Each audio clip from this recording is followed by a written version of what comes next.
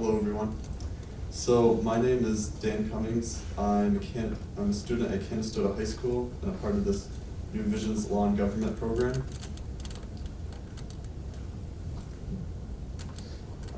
My agenda today, I will be going over classroom activities and the curriculum.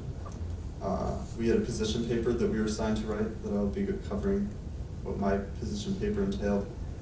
I'll be going on an overview of my internships. I'll be going over my future plans. There's a quote that we chose for the end of or the quote that I chose for the end of my interview, or this presentation. And then any questions or comments at the end. So, for classroom activities and curriculum, I'll first be going over law and government.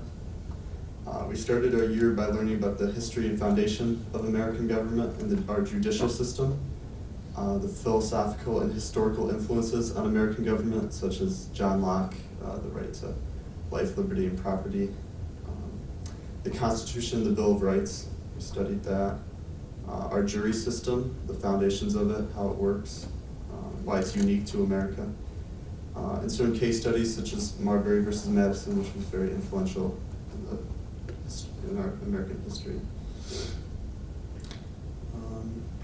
We had a lot of projects and activities that we went over this year.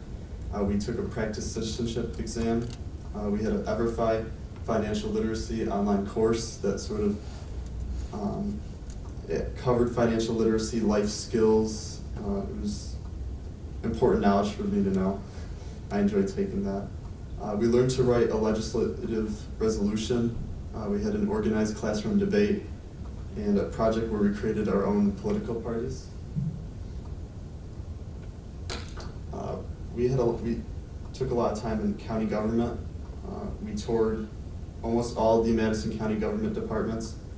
We observed a Health and Human Services Committee. We took part in a mock board meeting with county supervisors. I served as the chairman for that. That was a really cool experience. And we had a lot of discussions and interviews with county supervisors, board members, Chairman Becker, the State Assemblyman Salka, and State Senator May. I thought that was really interesting. It was a really good experience.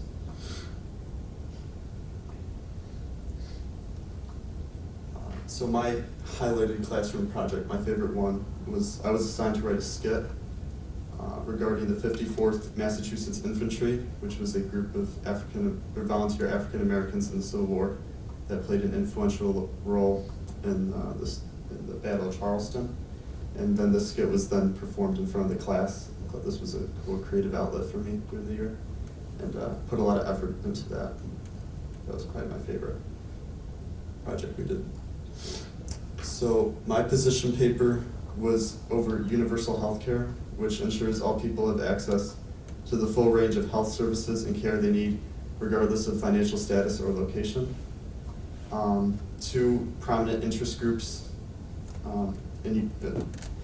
on the topic of universal health care is the American Medical Student Association and the American Medical Association. I thought that I chose those two because I thought it was an interesting parallel between the Student Association being for universal health care and the American Medical Association being against it. So I thought that was interesting to highlight the differences between the old approach to healthcare and the new approach to healthcare. One interesting fact I found is that private health insurance costs the average large company over $21,000 per employee on family coverage as of 2020. I personally believe this is more of a burden on our economy and on those corporations than higher taxation would be.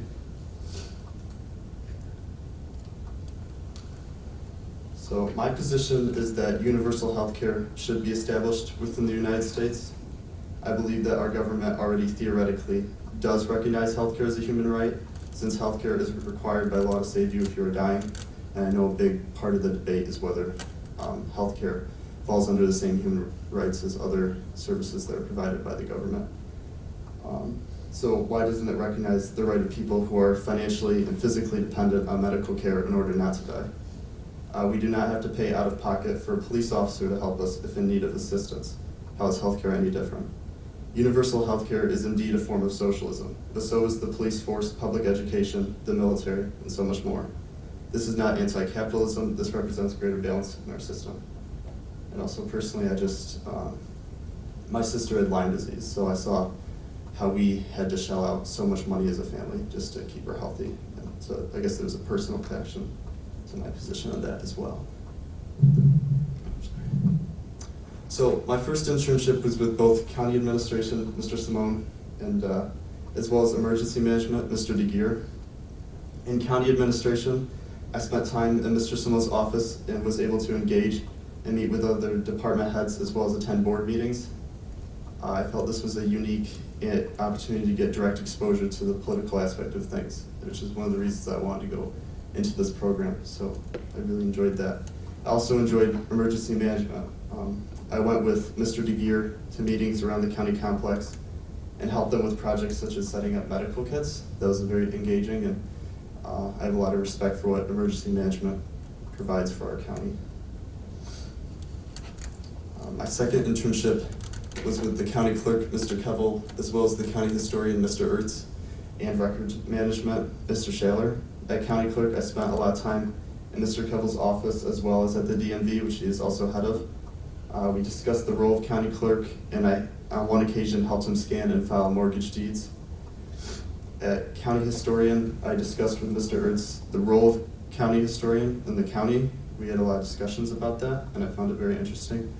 And I assisted Mr. Shaler in transporting boxes of records around the county on many occasions, and I also helped reorganize the downstairs records room. And I'd like to take this time to thank all of my mentors. They're incredibly helpful, very informative, really made it a great environment to be in. And they didn't have to take us in, so I really appreciate that, I really do. And I'd also like to thank the people that helped make this internship possible, guided us through the process of getting into it, and helped us with all the adjustment, such as Ms. Orr, Ms. Lewis, Mr. Rocco, Ms. Sorelli, Ms. Pittman. This is much appreciated. Thank you. So my future plans, I'll be graduating from Canastota High School this spring and will be attending SUNY Oswego next fall. I initially am enrolled in PPE, philosophy, political science, and economics, but currently I don't plan on pursuing that as a major anymore. Not quite sure what career or degree I wish to pursue. I have a lot of different interests. I'm not really set on anything yet, so I'm going to take a lot of classes at college, but I don't think I'd be well suited for STEM-related or business-related fields, or really office, like working in an office environment. And I'm leaning towards something in writing or the creative arts. So the quote I chose today was, I don't know if it directly relates to the experience I had in the county or this program, but it's something that, a quote that I'm one of my favorite quotes, and something that I feel very connected to, and that's, "The unexamined life is not worth living," by Socrates. And I wrote a little thing here about my interpretation of that quote.